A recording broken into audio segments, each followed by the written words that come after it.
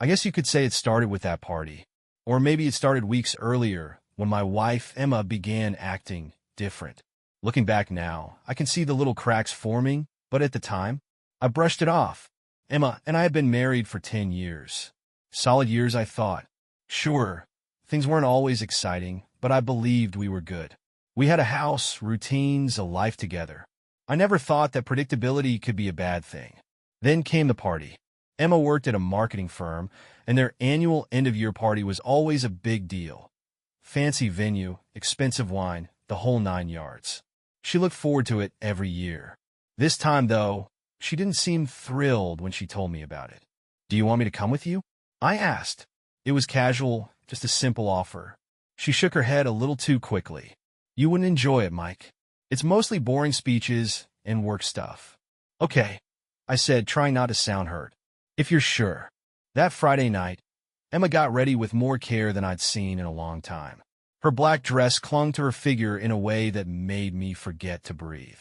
She looked beautiful, but she also looked distant. "You look great," I said, leaning in to kiss her cheek. "Thanks," she replied softly, distracted.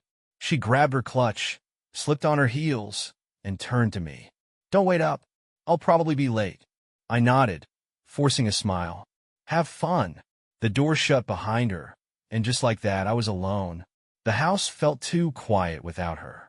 I turned on the TV, flipped through channels, but I couldn't focus. My mind kept wandering back to her. How distracted she had seemed, how quick she was to leave.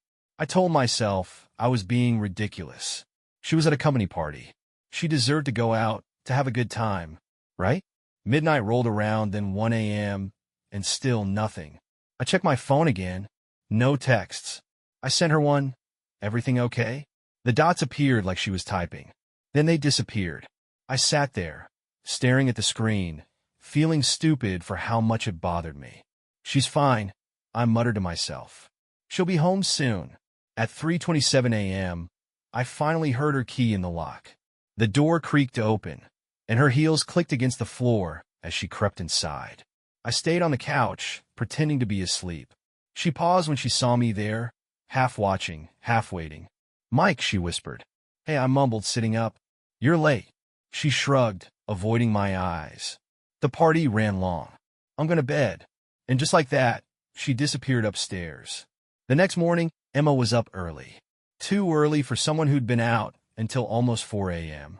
She was already dressed for the gym by the time I came downstairs. "Morning," I said, watching her tie her sneakers. "Morning," she replied lightly, sipping her coffee. "How was the party?" I asked, trying to keep my voice casual. She paused for just a second, barely noticeable, then smiled. "Good. Long but good." "That's it?" "Just good." She looked up at me, her eyes guarded. "Yeah. Why?" "No reason." It wasn't the words she said that bothered me. It was the way she said them, flat, almost rehearsed.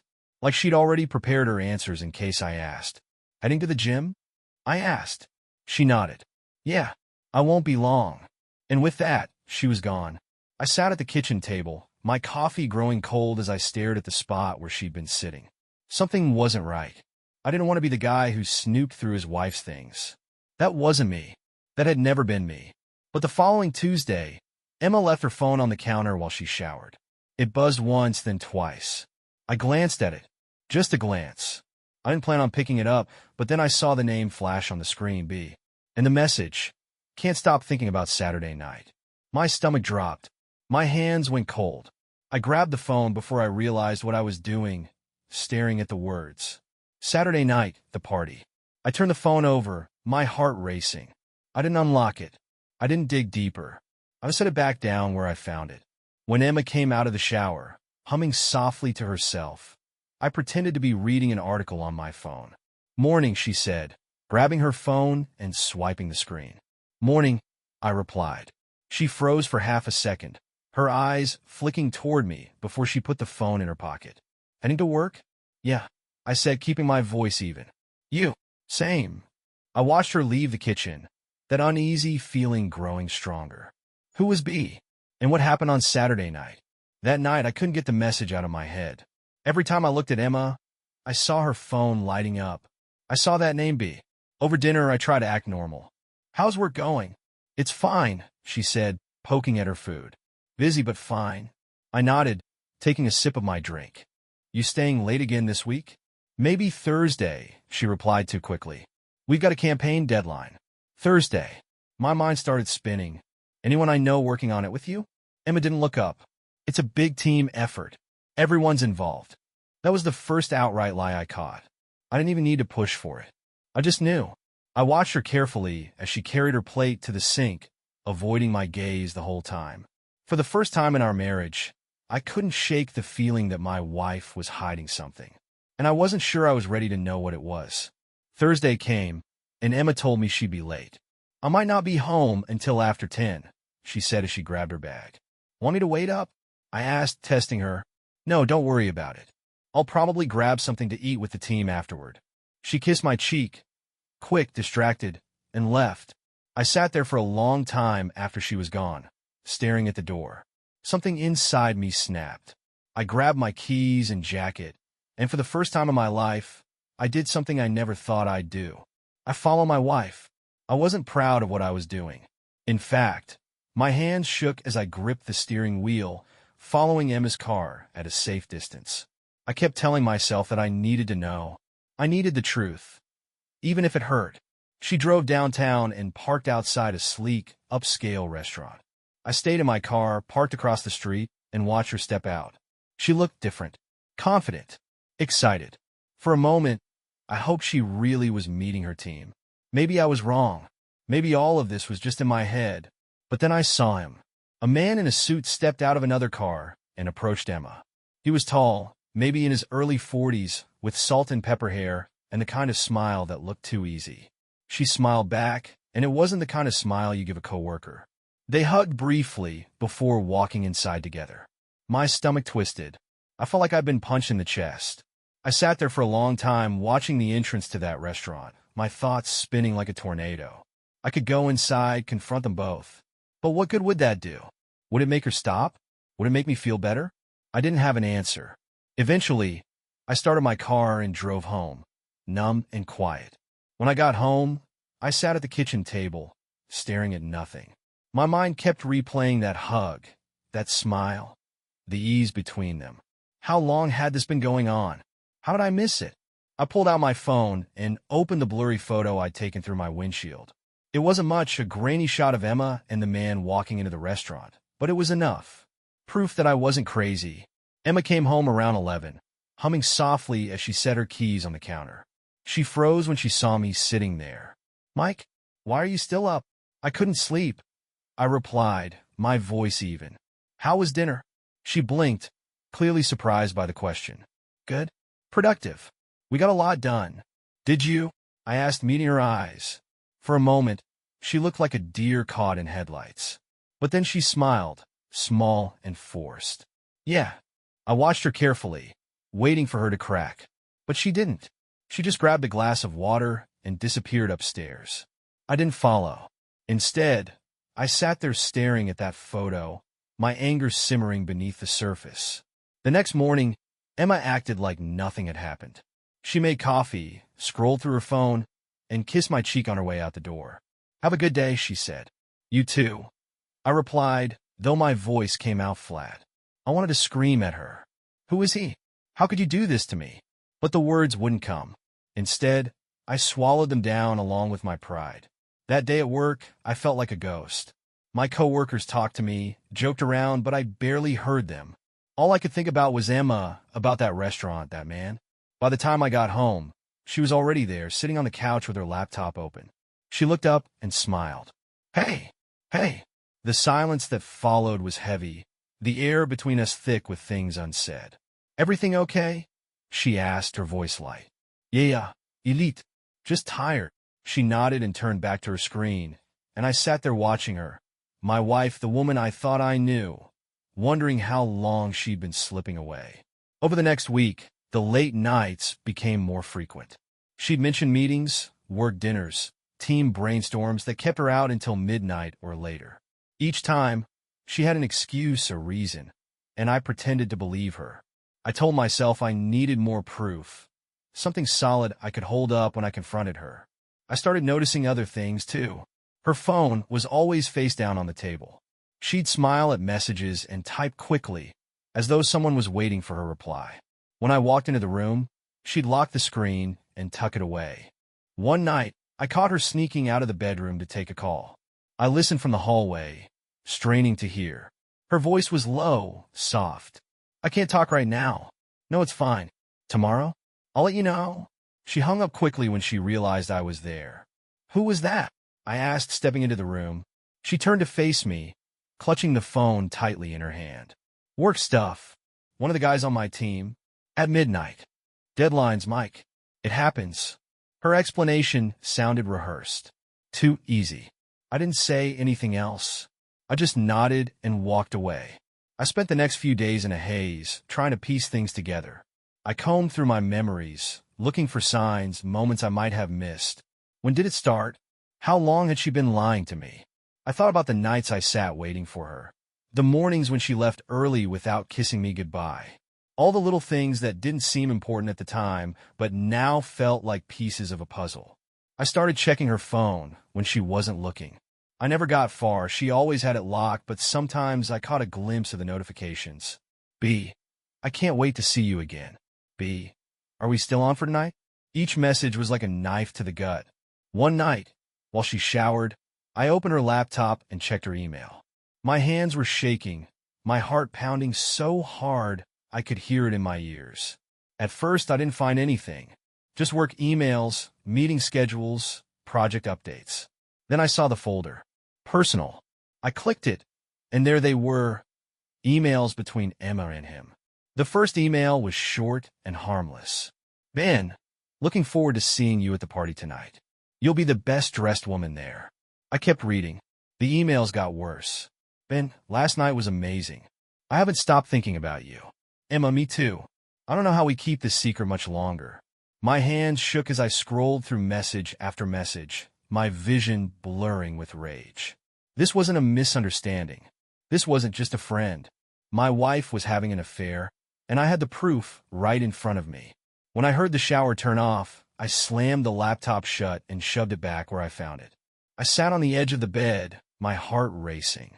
When Emma walked into the room, wrapped in a towel, she smiled at me. "Hey, what's wrong?" "Nothing," I lied. I couldn't confront her. Not yet. I needed time to figure out what to do. But as she stood there, drying her hair like nothing was wrong, all I could think about were those words. I don't know how we keep this secret much longer. I didn't sleep that night. I couldn't. The emails kept replaying in my mind, each word louder than the last. I don't know how we keep this secret much longer. I lay there in the dark, listening to Emma breathe softly beside me. I tried to match the woman lying in bed with the one in those emails, but I couldn't. How could she do this? How could she look me in the eyes every day and lie? When the sun finally came up, I felt hollow, like I'd been emptied out overnight. Emma stirred next to me, stretching and smiling softly. "Morning," she murmured. "Morning," I replied, though the word felt like ash in my mouth. She sat up, tying her hair into a loose ponytail. "Want coffee?" I shook my head. "I'll get some later." She didn't notice how stiff I was, how forced my voice sounded. Or maybe she did, and she was just too far gone to care. Either way, it stung. As she left the room, humming to herself, I stayed in bed, staring at the ceiling. I had proof now. The question was, what do I do with it? Over the next few days, I went through the motions. I got up, went to work, smiled when I needed to, but I felt like a ghost. Emma must have noticed the change in me, how quiet I'd become, but she didn't say anything. Or maybe she was too busy with him to care. Every night when she said she was working late, I wanted to confront her, to scream, "I know what you're doing." But every time I opened my mouth, the words got stuck. Instead, I sat alone in the living room, staring at the clock, waiting for her to come home. One night, she came in after midnight, smelling faintly of cologne. She tossed her bag on the counter and looked surprised to see me still awake. "Why are you up?" she asked, trying to sound casual. "Couldn't sleep," I replied. She shifted uncomfortably. "You should go to bed. I'll be up in a minute." I watched her walk into the bathroom, shutting the door behind her. The sound of the shower running filled the silence. And for the first time, I realized I couldn't keep this up much longer. Living like this, pretending not to know, was killing me. The next morning, I called in sick to work. I needed time to think, to figure out my next move. Emma left like usual, kissing me on the cheek and telling me she had a long day ahead. I wanted to tell her I knew everything. I wanted to see the look on her face when she realized her lies were out in the open. But I didn't. Not yet. Once she was gone, I opened her laptop again.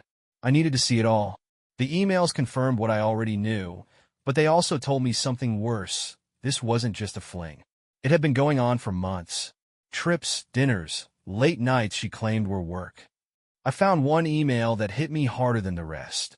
Ben, maybe it's time to tell him. I can't keep hiding this forever. Emma, not yet. He wouldn't understand. Wouldn't understand?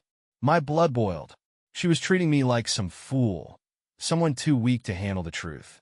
That was the moment something in me snapped. I couldn't live like this anymore. When Emma came home that night, I was waiting for her. The laptop was open on the table, her emails pulled up for her to see. She froze in the doorway, her keys dangling from her fingers. Mike, what's this?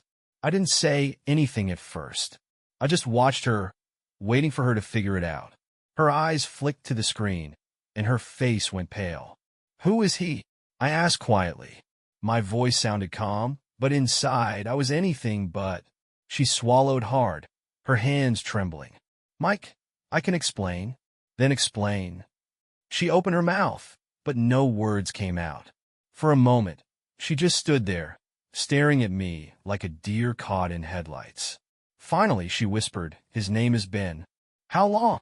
A few months. I laughed bitterly, though there was nothing funny about it. A few months? So all those late nights? The dinners? The work trips? It was all a lie. Emma's eyes filled with tears, but I didn't care. Not anymore. I didn't mean for it to happen, she said, her voice breaking. It just did. That's it? That's your excuse. I stood up, my chair scraping loudly against the floor. You didn't mean for it to happen? Do you think that makes it better? She flinched, and for the first time, I saw guilt in her eyes. I'm so sorry, Mike. I never wanted to hurt you. But you did. I grabbed my jacket and headed for the door.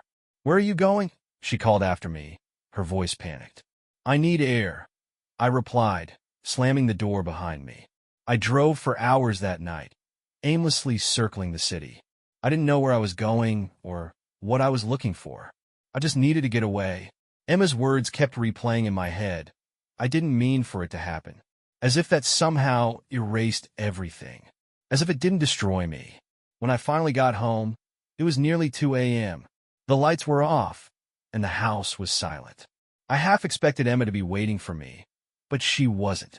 I went straight to the guest room and shut the door. I couldn't look at her. Not tonight. Lying there in the dark, I thought about everything we'd been through. The good times, the promises we'd made. I thought about the woman I married and wondered where she had gone. Because the person Emma had become, I didn't recognize her anymore. The next morning, Emma knocked softly on the guest room door. Mike, can we talk? I didn't answer. She pushed the door open anyway, stepping inside.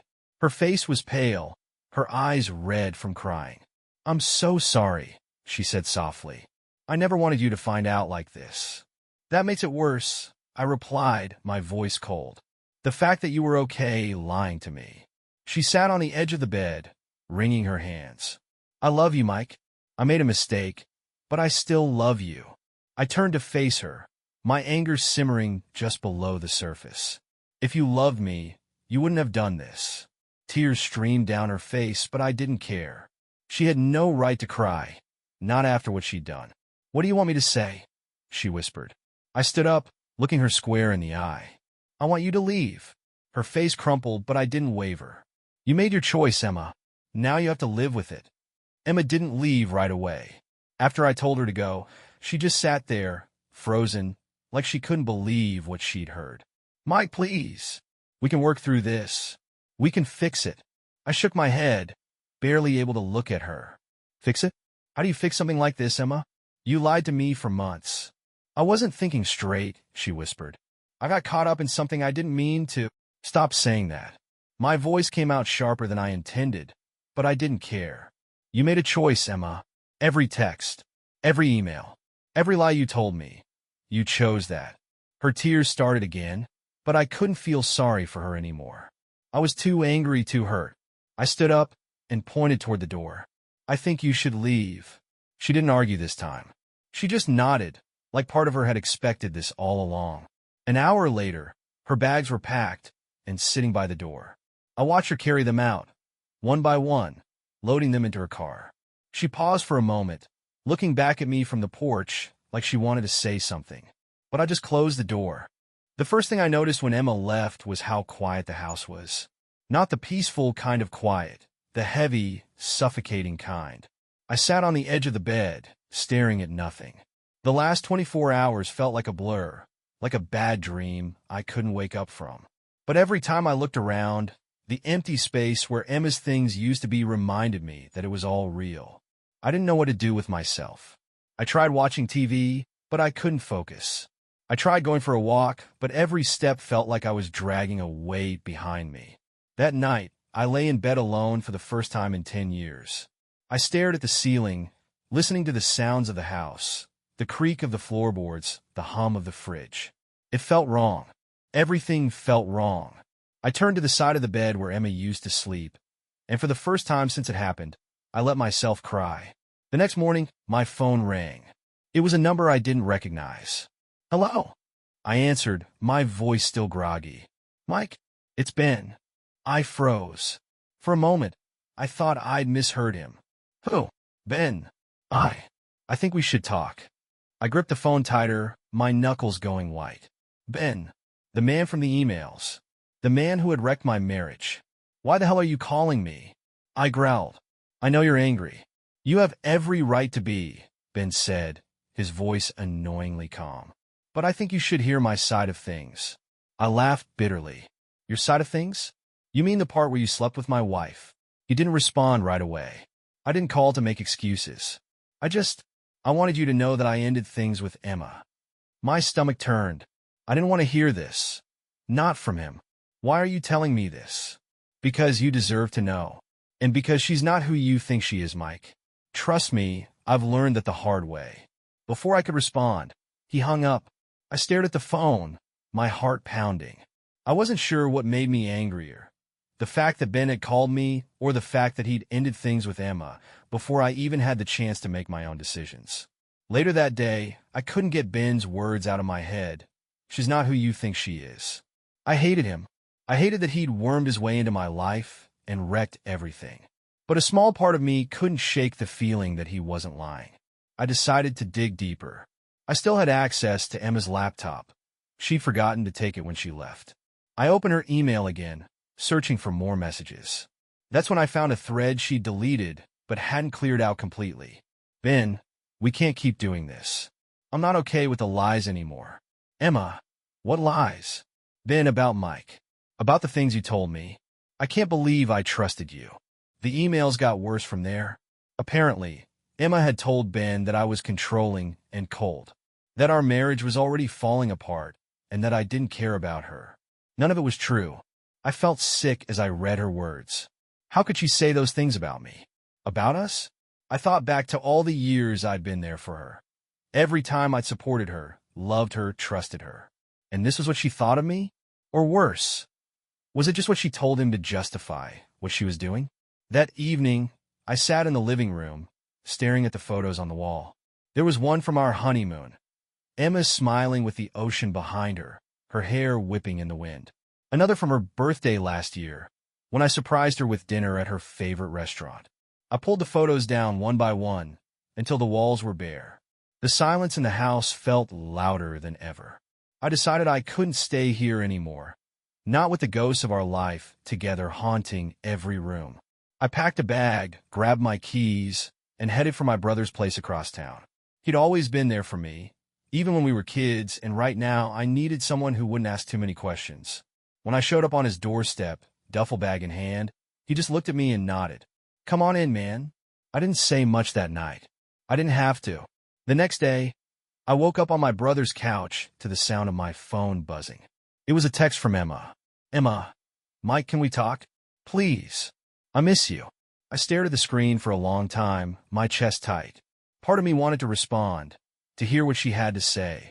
But the other part, the part that was still so hurt, so angry, couldn't forgive her. I set the phone down without replying. "Who's that?" my brother asked, walking into the room with a cup of coffee. "Nobody," I muttered. He didn't push. He just handed me the coffee and sat down next to me. "You ready to talk about it yet?" I shook my head. "Not yet." And for the first time in days, I felt like I could breathe. A week later, I ran into Emma by accident. I was grabbing lunch at a little diner near work when I saw her through the window, walking down the street. She looked different, tired, maybe, or just sad. She didn't see me at first. She was staring at her phone, probably texting someone, maybe even him. But when she glanced up and caught my eye, she froze. For a long moment, we just stared at each other through the glass. I felt a mix of emotions, anger, hurt, even a little bit of love for the woman she used to be. She raised her hand in a small wave, her expression unreadable. I didn't wave back. I turned and walked away, leaving her standing there. After that day at the diner, I did everything I could to avoid running into Emma again. I changed my routes, switched up where I ate, and ignored every text or call that came through from her. My brother told me I should talk to her, get closure, or whatever people call it, but I wasn't ready. "Mike, you're just running away," he said one night as we sat on his back porch. "Maybe," I admitted, staring out at the dark yard. "But it's easier than looking at her. Doesn't change what happened. Nothing changes what happened," I replied, gripping my beer bottle. "And nothing she says will fix it." He didn't argue. He just sat there, letting the silence fill the space between us. I appreciated that about him. How he didn't try to solve things for me or push me to do something I wasn't ready for. Sometimes you just need someone to sit with you in the mess and not say a word. About a week later, I got a call from a mutual friend of mine and Emma's, a guy named Luke who knew both of us from college. "Mike, you got a minute?" he asked. "Sure. I heard about you and Emma. I just wanted to check on you." I appreciated that, but something in his voice told me there was more. "What else do you know, Luke?" He hesitated. "You probably don't want to hear this, but I know the guy she was seeing." "Ben?" I asked, my jaw tightening. "Yeah, he's married. Or he was. Apparently, his wife found out a few weeks ago and left him. Word is he dumped Emma right after." I sat there, stunned, trying to process what he was saying. "You okay?" Luke asked. "Yeah, elite. Thanks for letting me know." I hung up and stared at the floor for a long time. So that was it. Ben had tossed Emma aside the second his own life started falling apart, and now she was left with nothing. A sick part of me felt like it was poetic justice, but mostly, I just felt empty. That night, I got an email from Emma. Subject: "Please read this." I stared at it for a long time before finally opening it. "Mike, I know I'm probably the last person you want to hear from right now, but I need to say this. You were right. I made a choice, and I can't take it back, no matter how much I want to. I let you down, and I let myself down too. Ben was never worth what I threw away, but I didn't see that until it was too late. I've been sitting in this empty apartment every night, replaying everything in my head. The worst part isn't losing you. It's knowing I'm the one who ruined it. I don't expect you to forgive me, but I wanted you to know I'm sorry. You didn't deserve this." Emma said. I read the email 3 times before closing my laptop. I didn't reply. About 2 weeks after Emma's email, I ran into her again, this time at the grocery store. It was late on a Tuesday night, and I guess we both thought we'd avoid seeing anyone. She was standing in the produce aisle, staring at a pile of apples like they held the answers to all her problems. She looked smaller somehow, tired, like a version of herself I barely recognized. I thought about turning around and leaving, but she spotted me before I could. "Mike," she said softly, her voice carrying across the empty aisle. I nodded, gripping the handle of my cart. "Emma." She walked toward me, slow and hesitant, like she wasn't sure I'd let her get close. "How are you?" "Fine," I said. It wasn't true, but it was the easiest answer. She nodded, biting her lip like she didn't know what to say next. "I didn't think I'd see you again." I shrugged. It's a small town. For a moment, we just stood there, the silence between us heavier than the words we weren't saying. Finally, she spoke. "I meant what I said in the email," she whispered. I'm sorry, Mike, for everything. I looked at her, really looked at her, and for the first time, I saw how broken she was. Not that it made anything better, but it made her human again. I know you are, I replied, my voice calm. But sorry doesn't fix this. I know. She wiped at her eyes quickly, embarrassed. I hope you find someone who makes you happy. You deserve that. I didn't know how to respond, so I just nodded and pushed my cart past her. For the first time in weeks, I didn't feel anger. Just emptiness. It's been 6 months since Emma left. Some days are harder than others. I still think about her sometimes, about the good years we had before everything fell apart. But the pain doesn't sting as much anymore. It's more like a dull ache, something I've learned to carry. I moved out of my brother's place and into a small apartment across town. It's not much, but it's mine. I filled the walls with new pictures. Ones of me with friends, family, and the places I've visited since starting over. I even got back into things I used to love, like hiking and photography. It feels good to focus on myself for once. A few weeks ago, I ran into an old friend at a coffee shop. We talked for hours, catching up on life, and when she asked if I wanted to grab dinner sometime, I said yes. It's not love. Not yet. But it's something. And that's enough for now. As for Emma, I don't know what happened to her after that night at the store. Maybe she moved on, or maybe she's still sitting in that empty apartment, thinking about everything she lost. But that's not my story anymore. There's a saying I heard once. Sometimes, the best way to love someone is to let them go. I didn't understand it at the time, but I do now. Emma's betrayal nearly broke me, but it also forced me to see myself clearly. I deserved more than a woman who didn't value what we had. I deserved honesty, loyalty, and love that didn't come with conditions. It's taken time, but I'm healing. And one day, when I find someone who sees me the way I deserve to be seen, I'll be ready. Until then, I'm just living, taking each day as it comes. Because at the end of the day, that's all any of us can do. Thank you for watching the video. Don't forget to subscribe to the channel so you don't miss interesting life stories, and write a comment if you like the story. See you.